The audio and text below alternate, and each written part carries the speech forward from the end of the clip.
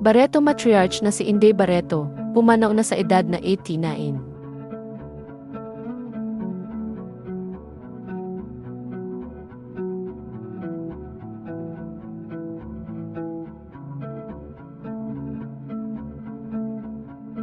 Pumanaw na sa edad na 89 ang matriarch ng pamilya Barreto na si Estrella Barreto, o mas kilala sa showbiz bilang si Mommy Inday Barreto, ngayong Huwebes, January 29, 2026.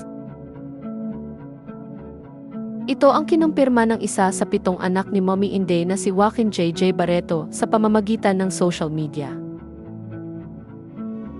Litrato ng isang nakasinding kandila na may itim na background ang ipinost ni JJ sa Facebook at may nakalagay sa caption na "Rest in peace, Mom.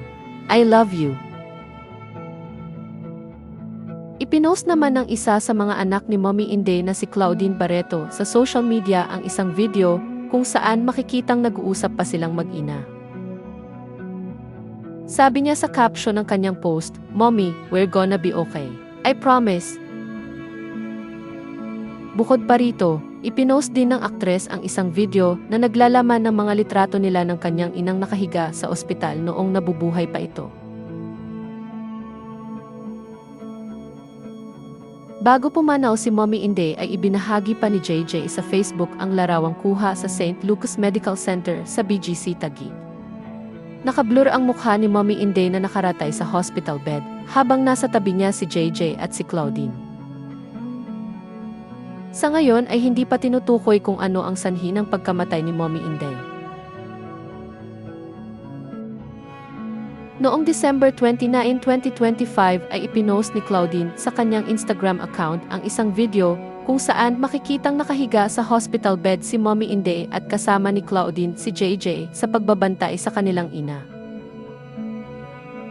Noong January 7, 2026 ay ibinahagi ni JJ ang mga litratong kuha sa loob ng kwarto kung saan naka-confine si Mommy Inday.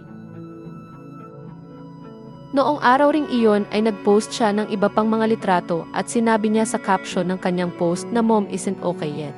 Hoping for healing." Noong January 22, 2026 ay nag-post muli ng mga litrato si JJ tungkol sa kalagayan ng kanyang ina.